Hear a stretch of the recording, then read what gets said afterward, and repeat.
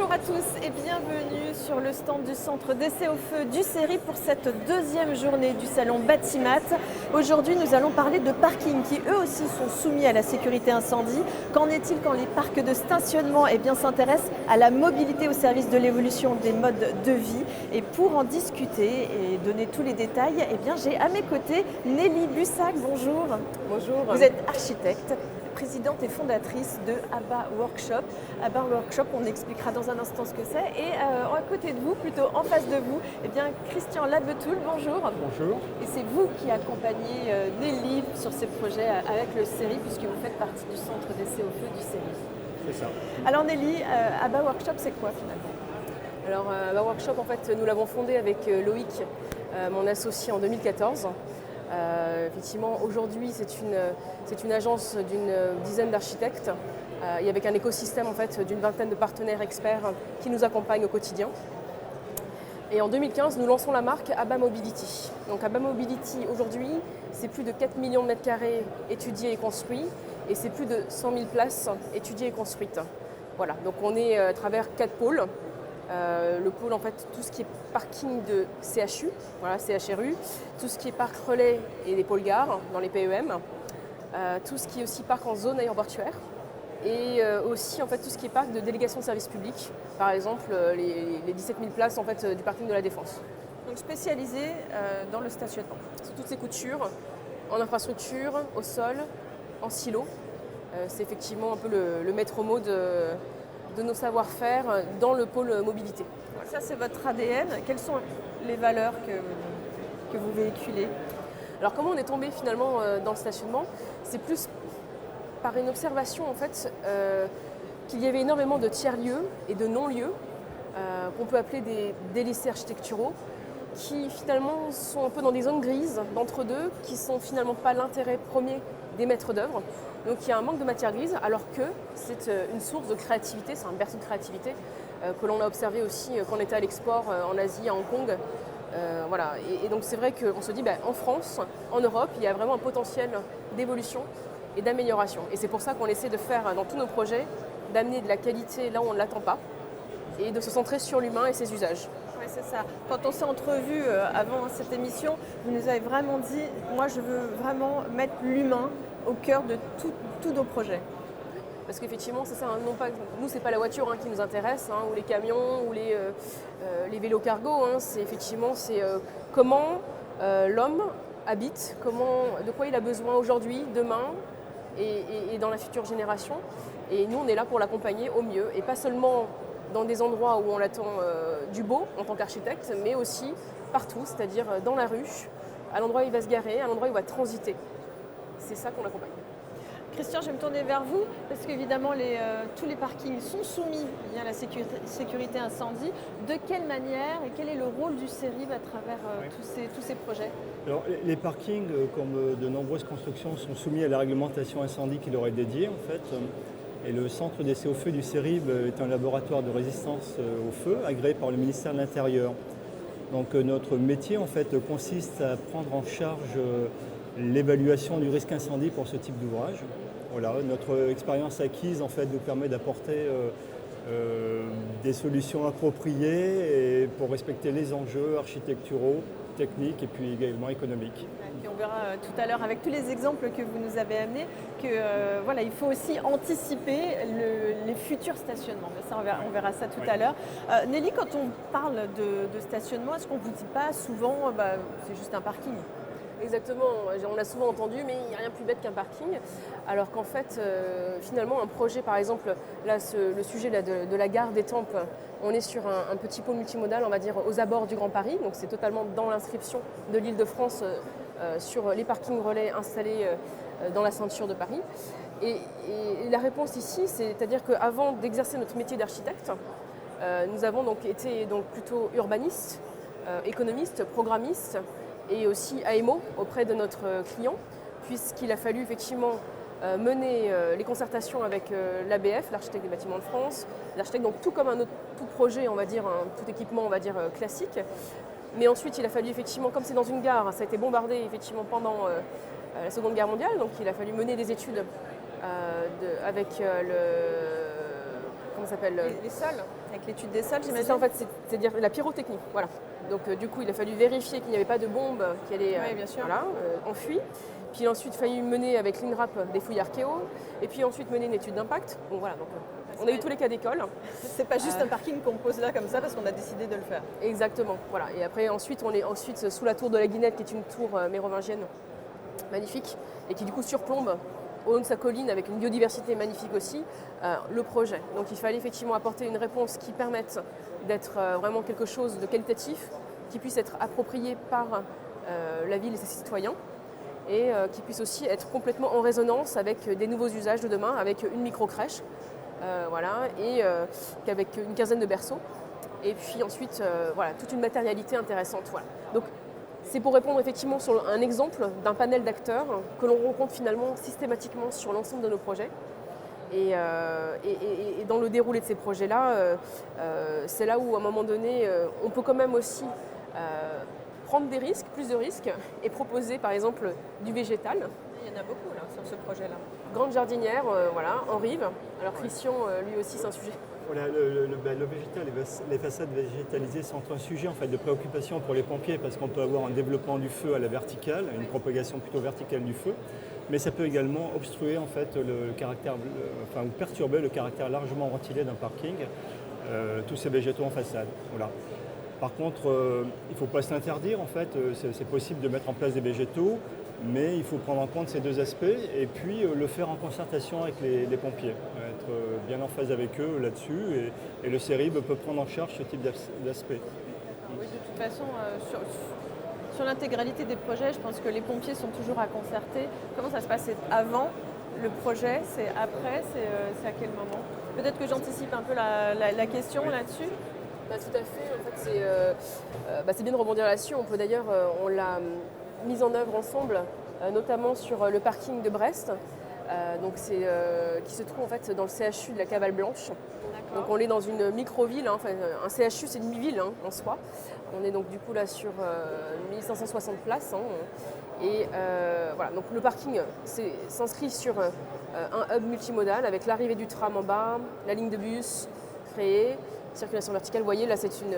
on voit bien là effectivement, ça c'est le seuil d'entrée qui va distribuer, on va dire, et accueillir les visiteurs et les personnels professionnels. Alors là c'est intéressant de s'arrêter là-dessus sur ces sacs justement. Oui, le caractère largement ventilé de ces parkings, en fait, c'est un point important parce qu'ils servent de base au dimensionnement de l'ouvrage. Il y a 3 conditions réglementaires à vérifier, mais il faut bien comprendre que l'air doit circuler dans le parking pour créer un balayage en fait, et évacuer les fumées. Ici avec cette flèche-là, donc c'est transversant en fait, c'est ça. Et ça c'est un point clé sur les stationnements qui est demandé en fait.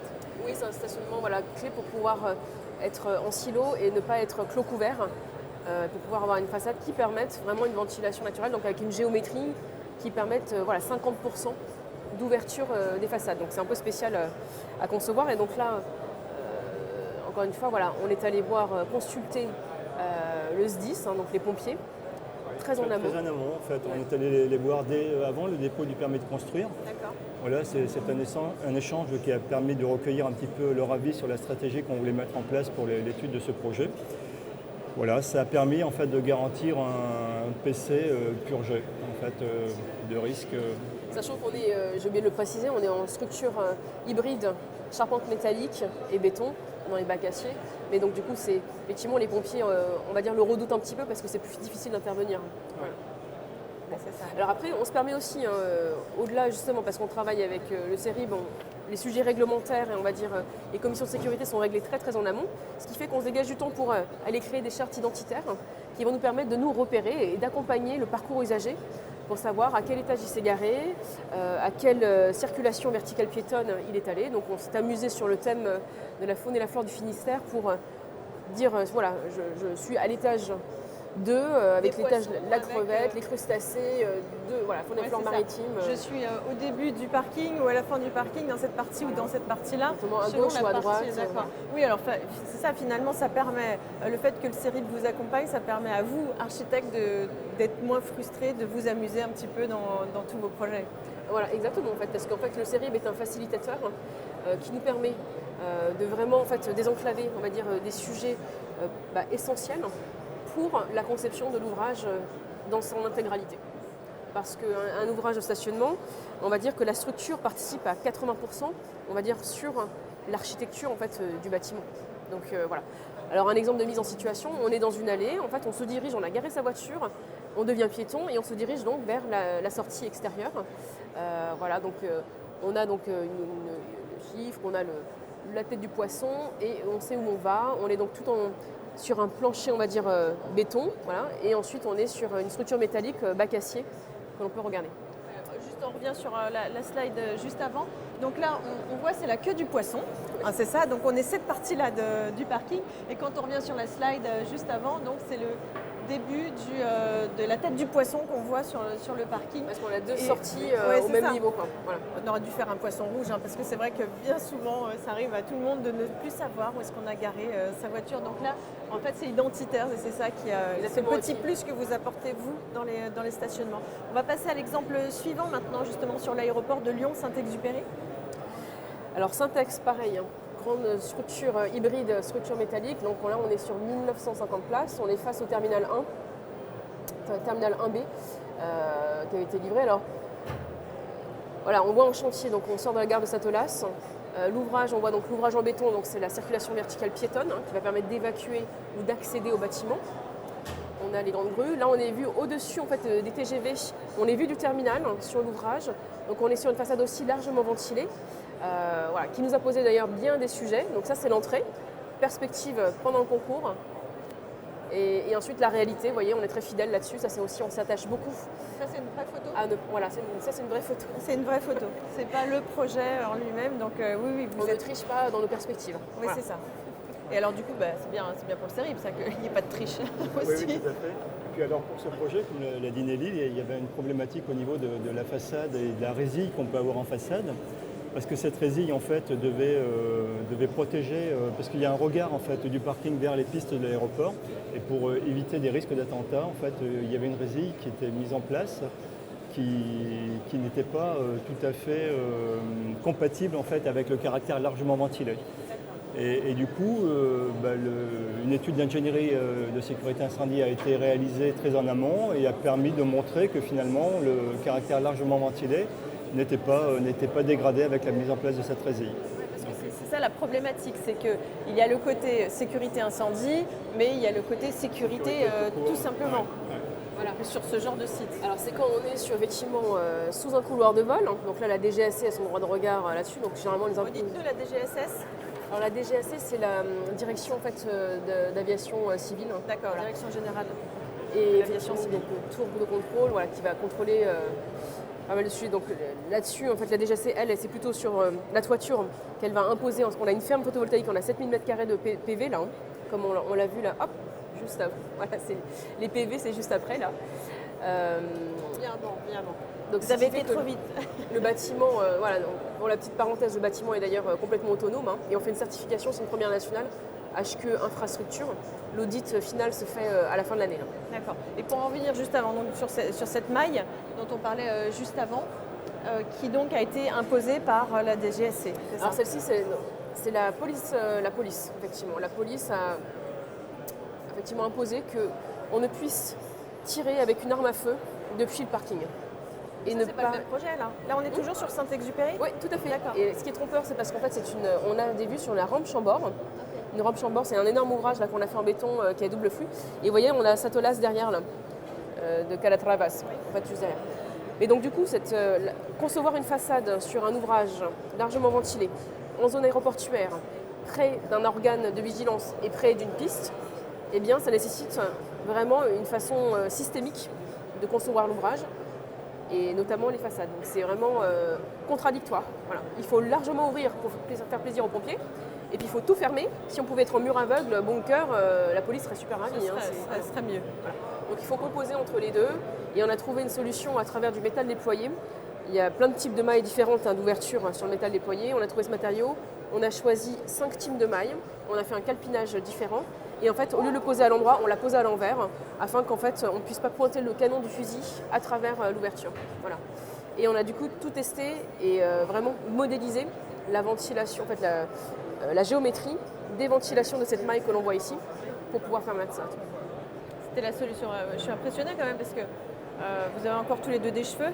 Parce que ça pourrait être des projets qui pourraient s'arracher des cheveux.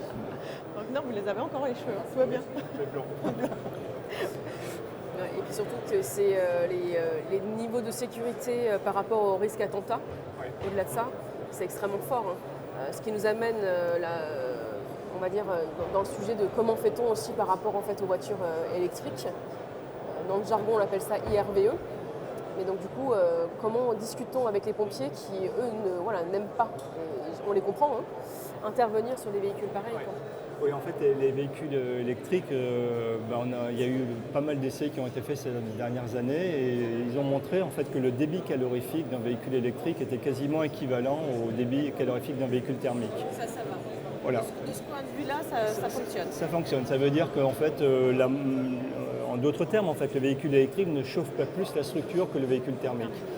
Donc du point de vue de la résistance, ça ne pose pas particulièrement de problème. Par contre, et on l'entend souvent de la bouche des pompiers, le véhicule électrique est quand même très difficile à éteindre. Donc c'est une vraie problématique d'intervention en fait. Ça c'est clair. Il ne chauffe pas plus, mais plus longtemps. Mais plus longtemps. Et voilà. Donc, sur la résistance au feu, on est quand même Il obligé n'y a pas d'impact en fait. Mais on est amené quand même à avoir de plus en plus de véhicules électriques. Oui, tout à fait. Alors c'est pour ça qu'en fait, en tout cas sur les 5% qui sont aujourd'hui réglementairement obligatoires, on discute avec les pompiers, ils nous indiquent là où ils préféraient qu'on les positionne. On essaie de les regrouper tous au même endroit, donc là on l'a mis en façade principale pour qu'ils puissent intervenir facilement. En arrivant, ils puissent tout de suite identifier s'il y a un feu qui est pris sur une voiture électrique. Et puis pour le reste, en fait, on est obligé d'anticiper la provision de ce qui sera la norme en 2050, sachant qu'en 2050, plus aucun véhicule thermique, donc qui utilise du diesel ou de l'essence, ne sera autorisé à la vente.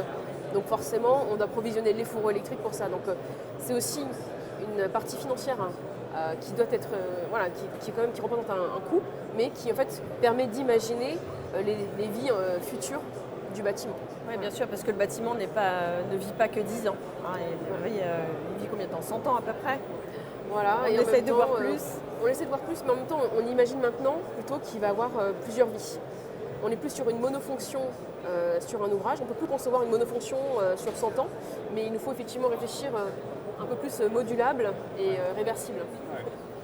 Ouais. Mais comme on le disait en préambule, en fait, c'est vrai qu'on a tout intérêt à discuter avec les pompiers très en amont en fait, sur le projet, d'évoquer un petit peu la stratégie qu'on met en place avec eux. C'est toujours bien accueilli par les services de secours en fait. C'est un gain de temps pour les projets. Voilà, ça enrichit aussi le projet. Et puis c'est aussi le pilier de notre collaboration avec EBA Workshop. En fait. On est vraiment en phase là-dessus. Votre R&D, j'imagine, est en effervescence en permanence. Sur quel sujet ça tarde? Alors les sujets, c'est tout ce qui va apporter, on va dire, l'accompagnement du parcours usager, puisque c'est l'humain qui nous intéresse. Et donc du coup, tout l'éveil des sens que l'on pourrait insuffler dans les parkings. Parce que là, on a vu un parking largement ventilé, avec plein de lumière qui vient embraser tout l'étage, avec des couleurs, voilà. Mais lorsqu'on est dans des souterrains, où à un moment donné, on n'est pas du tout dans les mêmes hauteurs sur plafond, on n'a pas d'aération, en fait, on n'est pas sur les mêmes systèmes, on va dire, d'ouverture, eh bien, il y a vraiment des sujets et des soucis à se faire au niveau du traitement de l'air. Traitement de l'air, ça c'est primordial. Qualité de la lumière, apport naturel. Sonorisation, pareil, pour éviter, on va dire, d'avoir une acoustique juste angoissante. Enfin, voilà, Traitement des odeurs aussi. Et tout ce qui va être ergonomie d'usage, et ça c'est ce qu'on développe par exemple à travers la signalétique, avec beaucoup d'inconscients sur lequel on travaille, avec sociologues, coloristes. D'accord. Et ça va aussi loin que ça, évidemment. C'est la science humaine, c'est l'ergonomie. Ergonomie d'usage, d'accord. On appelle ça comme ça. Donc du coup, pour nous, c'est l'innovation. En fait, on ne réinvente pas la lune. On va juste essayer les choses que l'on trouve, l'éveil des 5 sens que l'on trouve à travers différents équipements. Par exemple, où on peut puiser une inspiration dans un boutique hôtel, dans du tertiaire typiquement pensé vers le futur. Eh bien, ces sujets-là, pourquoi on ne retrouverait pas dans les lieux de vie que l'on côtoie au quotidien, dans des sujets d'infrastructure? Il n'y a pas que les parkings, mais il y a d'autres lieux, des tiers-lieux de dispatchement. On va passer à l'exemple suivant maintenant sur le Luxembourg, c'est ça? Tout à fait. Un projet qui est en cours? Oui. Effectivement, au Luxembourg, on est juste à la frontière française, mais pour autant, il se passe des choses là-bas qui sont plutôt innovantes. Alors là, on est sur un projet pilote, vous voyez, donc on est sur un projet complètement circulaire. Parce qu'on a vu hybride, là c'est hyper hybride même. Hybride parce qu'en fait, on va répondre à un instant T à une capacité de stationnement. Et puis, on a identifié et pré-réservé, on va dire, la surface nécessaire à déconstruire et à remonter en tertiaire par la suite. Vous voyez, on a laissé la faille, une circulation verte pour pouvoir faire pousser de la végétation haute. Et on va permettre, effectivement, on va faire un jeu de démontage-remontage. Et Capla, c'est un peu ça. Capla, Lego. C'est ça, c'est exactement ça. Donc c'est ça pour nous, l'innovation, elle est vraiment très forte là-dessus. Donc on doit tout à notre... Enfin, c'est pas nous qui l'avons inventé, c'est le partenaire Charpentier Métallique qui le met en œuvre. Et avec tous les partenaires aussi spécialistes en fait, de la philosophie circulaire, qu'on arrive en fait, à des résultats comme ça. Donc on a beaucoup travaillé, donc c'est pour le compte en fait, du ministère en fait, de la Finance, donc au Luxembourg, qui va en faire un projet pilote parce qu'en fait ça va être dupliqué ensuite. L'idée ici, dans ce parc universitaire, c'est de se dire, moi j'ai un besoin de tant de place à tel moment, et puis demain j'en aurai besoin de moins, mais par contre j'ai besoin de pouvoir accueillir mes professeurs, voilà. Et donc du coup comment faire, voilà. Et en même temps, on propose aussi une intervention en rooftop sur de la culture hors sol et en rez-de-chaussée pour accueillir d'autres fonctions, c'est-à-dire accueil de marché, forcément logistique du dernier kilomètre, voilà, des sujets qui sont plus compliqués à avoir. Mais oui, alors là, mon pauvre Christian, est-ce que ce genre de projet, alors qui évolue sans cesse finalement, comment est-ce que vous vous en sortez? Est-ce qu'il faut anticiper toutes les évolutions possibles? Alors ça c'est très difficile en fait. Finalement l'analyse incendie elle va devoir se faire sur la base de l'usage réel de l'ouvrage. C'est-à-dire qu'en fonction des cycles de vie, il y aura une étude incendie à refaire à chaque fois. D'accord, en fait. à chaque fois, Oui, c'est pas oui. maintenant que vous Oui, ça serait très anticipez compliqué toutes les configurations possibles. Oui, ça serait très compliqué en fait. Ouais. Tu me disais qu'en fait en Suisse, c'est un peu la pratique d'ailleurs qu'ils mettent déjà en place. Voilà, c'est ça. C'est l'usage du bâtiment qui prédomine en fait dans l'étude. Et si jamais le même bâtiment change d'usage, une nouvelle étude est faite. Mais est-ce que les Suisses ont les mêmes normes et les mêmes réglementations en termes de sécurité incendie qu'en France? Parce qu'on sait qu'en France, elles sont quand même bien costauds. Alors, est-ce que justement le fait qu'elles soient un peu moins costauds en Suisse, ça permet de faire ce genre de configuration? Est-ce que ça viendra en France quand même un jour? Ça pourrait venir en France, mais bon, les règles suisses sont assez contraignantes quand même aussi. Ah oui? Oui. Mais ils ont un point de vue qui est différent en fait. C'est pas la vie du bâtiment, c'est quand même l'usage du bâtiment qu'on en fait. Ce qui est peut-être plus juste en fait. Moi je trouve qu'en fait, en tout cas, de ce qu'on a à apprendre on va dire, de nos amis, on va dire, alors européens et la Suisse un peu à part, c'est donc le côté de oser. On les inclut quand même. Oser prendre des risques. Alors quel risque? Parce qu'en fait, on n'a rien à perdre. Pour l'instant, parce qu'on sait que la voiture diminue, on sait qu'on doit être sobre en énergie et en constructibilité, on sait qu'on doit effectivement investir d'une manière différente avec son enveloppe financière, on sait qu'on doit effectivement s'adapter aux nouveaux usages. Donc en fait, les usages qui sont déjà, on peut dire, dans le feu de l'action en Suisse, avec le côté audacieux du Luxembourg, j'ai envie de dire, maintenant, on est prêt pour l'installer en France. Bon, alors on y va. Qu'est-ce qu'on attend finalement? On va parler aussi des parkings qui peuvent également devenir des galeries d'art, par exemple. Ça peut devenir autre chose que des parkings. Ça peut devenir des lieux de vie à part entière. Tout à fait. En fait, c'est ça. En fait, le parking de demain, et on est plusieurs, je ne suis pas la première à le dire, ça s'oriente vraiment comme un lieu de vie. Pourquoi? Parce qu'on doit le penser multifonction dès le départ, et parce que on ne peut plus raisonner monofonction, juste la voiture, sous toutes ses formes, et puis un vélo, puis un vélo cargo. Bon, c'est insuffisant aujourd'hui de raisonner comme ça. Donc, aux abords des gares notamment, on se disait au détour de conversation avec des confrères, on se disait mais vraiment, finalement, pendant la campagne de vaccination qu'il y a eu en fait ces derniers mois, des équipements comme ça, on dirait des gymnases ont été réquisitionnés, des écoles. Voilà, mais finalement, ce lieu de stationnement, regardez les finitions. Alors, le sujet est en pleine construction en ce moment, mais on aura ces finitions-là. Parce que comme je vous l'ai dit, on ne triche pas. On monte des images qui sont fidèles à la finalité, au bâtiment fini. Voilà. Et du coup, là, on pourrait très bien se dire, voilà, on réquisitionne en fait l'ouvrage pendant le week-end pour faire la campagne de vaccination de la grippe, voilà. Par exemple. Ou alors, dans ce projet, en fait, on a fait, si on revient en arrière, on a fait en sorte que voilà, ici c'est parfait. On a sur le parvis, place publique, voilà, on a fait une circulation, on a fait tout un parvis vertical. Vous voyez, tous les piétons circulent sur cette façade principale. Et donc du coup, on pourrait très bien imaginer, donc c'est facile pour y mettre d'autres fonctions, mais c'est aussi finalement quand on a une finition comme ça qui est lisse, qui est sobre, et bien qui pourrait vraiment mettre en valeur, on va dire, une exposition. Donc c'est vrai qu'on en rigole, mais on pourrait très bien s'imaginer que demain, la ville de Haguenau, qui est fervente en plus d'art, puisse effectivement imaginer une mise en scène, une scénographie éphémère. Ça s'y prêterait complètement. Ouais. On pourrait faire un salon bâtiment dans une sorte de bâtiment comme celui-ci, par exemple. Au final, complètement, parce qu'on pourrait installer des stands. Voilà. Et en plus, comme il faut être à 19 degrés de toute façon en termes de température, pour être vraiment d'actualité, il y a une petite laine polaire dans l'ouvrage, c'est parfait. En col roulé comme Emmanuel Macron hier. Oui, ça peut être effectivement une façon d'anticiper aussi pour vous, justement, la sécurité incendie. Oui. Oui. Alors c'est vrai parce que du coup, ça devient des établissements recevant du public. Oui, c'est ça. Alors déjà, un parking, c'est souvent un établissement qui reçoit du public. On est déjà dans cette... sauf si c'est un parking privé. Mais en fait, la réglementation n'est pas vraiment... on n'intègre pas trop ces aspects-là, quoi. Les réglementations sont plutôt monofonctions. Donc, on sait que sur des projets, sur des sujets bien particuliers, il peut y avoir une commission de sécurité un peu particulière qui se fait pour un spectacle. Ça arrive souvent où on sort un peu du cadre habituel de fonctionnement du bâtiment. Donc la commission se réunit et puis va approuver ou pas, ou va demander de prendre en compte quelques dispositions pour que le spectacle ait lieu ou pour que l'événement ait lieu. Donc ça pourrait se faire, mais c'est vrai que d'une manière un peu plus permanente, non, c'est pas prévu pour. Il y a du potentiel en fait pour l'avenir.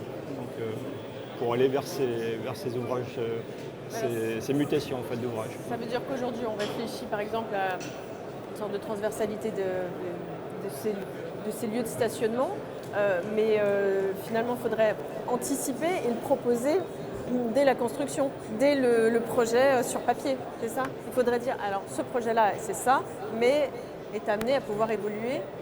C'est comme ça que vous envisagez les choses? Oui, c'est ça, tout à fait, parce que c'est dès l'amont en fait, qu'il faut. On ne peut pas tout anticiper, tous les cas de figure. Pour autant, on peut quand même en identifier un ou deux majeurs qui seraient susceptibles de pouvoir effectivement s'intégrer à moindre coût dans une vie numéro 2 ou en parallèle.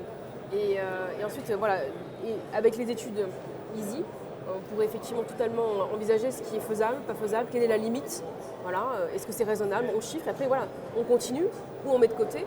Tous les projets ne sont pas en fait appropriés suivant la géométrie du site, suivant le climat, suivant la région, voilà, il y a beaucoup de facteurs de toute façon comme la vie d'un projet normal qui permettraient plus ou moins d'être plurifonctionnel. Mais en tout cas, ce qui est sûr, c'est que ça se discute en amont. Oui, comme vous dites, c'est le facteur humain. C'est le facteur humain que vous prenez en compte au départ. Voilà, c'est l'évolution des modes de vie qui va générer différents usages.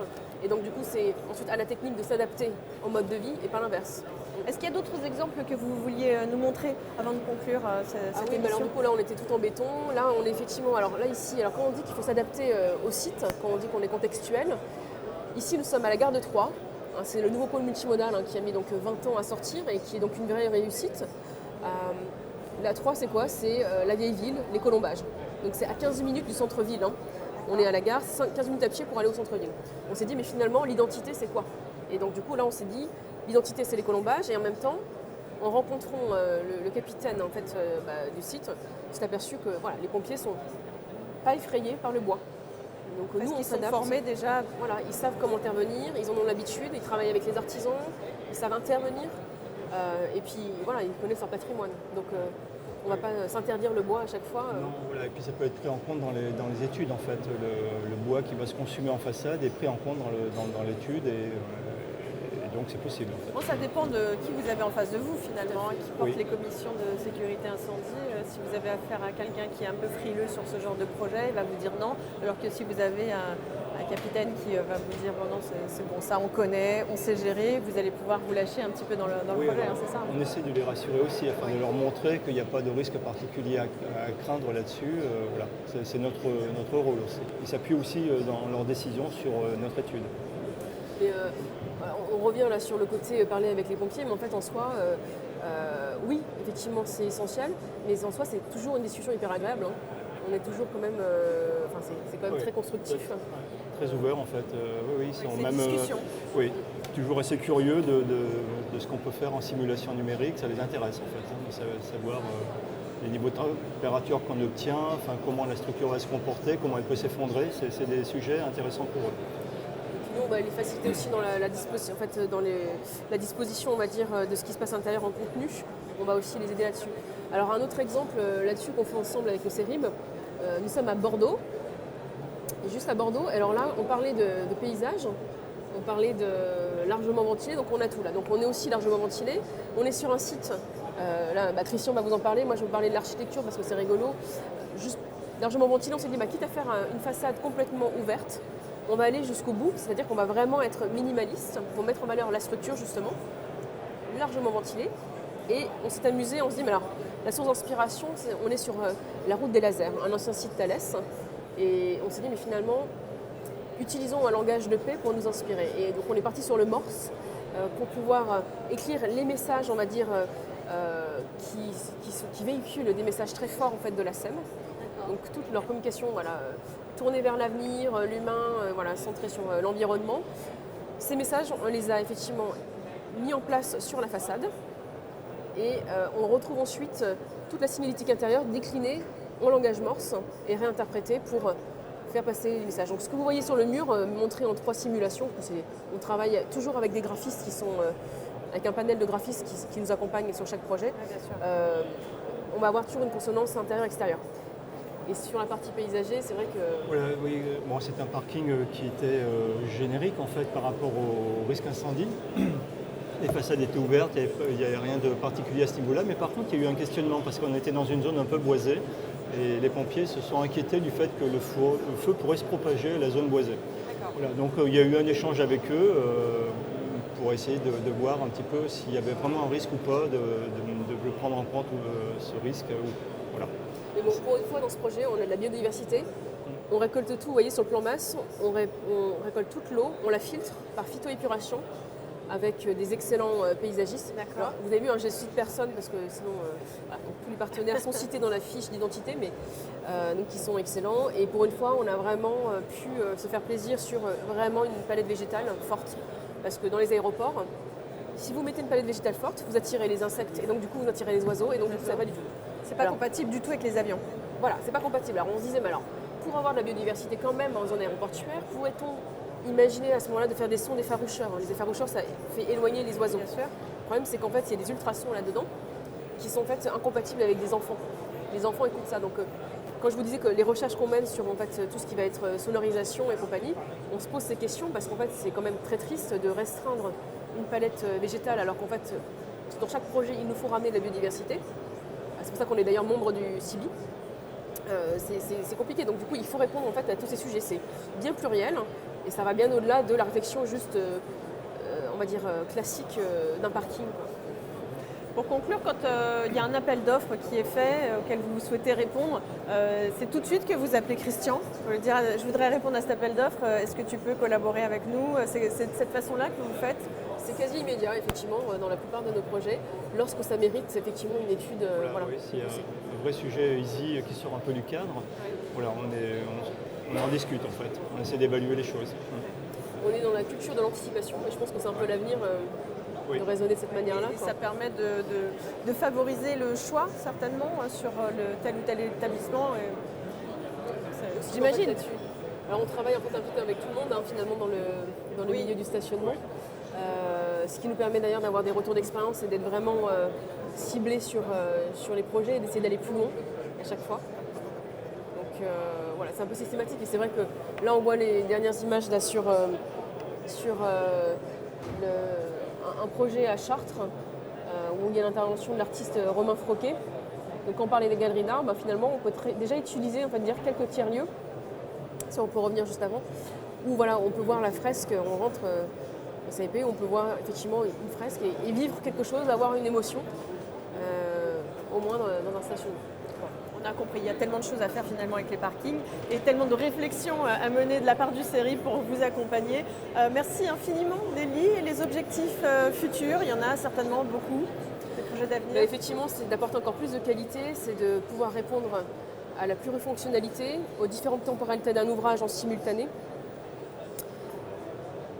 arriver à aider, à œuvrer, on va dire, à mieux aider, on va dire, les agglomérations, les villes et nos exploitants à pouvoir, on va dire, utiliser leur enveloppe financière d'une manière qui leur permettra d'avoir plusieurs cycles et plusieurs vies. Voilà. Donc ça, c'est un vrai challenge parce qu'il faut qu'on trouve des solutions et je pense qu'il faut qu'on les trouve ensemble en discutant.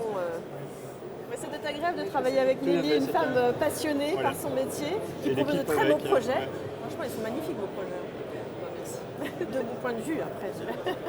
Mais j'imagine que ça doit être passionnant aussi de travailler avec quelqu'un comme Lily. Ah oui, tout à fait. Ouais. C'est un plaisir. Beaucoup plus loin, Bon, ben, on vous souhaite une longue vie à tous les deux ensemble pour collaborer pour les futurs projets. Et nous, on se retrouve tout à l'heure, toujours en plein cœur du salon Batimat. Et je recevrai la mairie de Rosny-sous-Bois qui nous parlera, elle aussi, de ses projets en collaboration avec le centre d'essai au feu du CERIB. À tout à l'heure.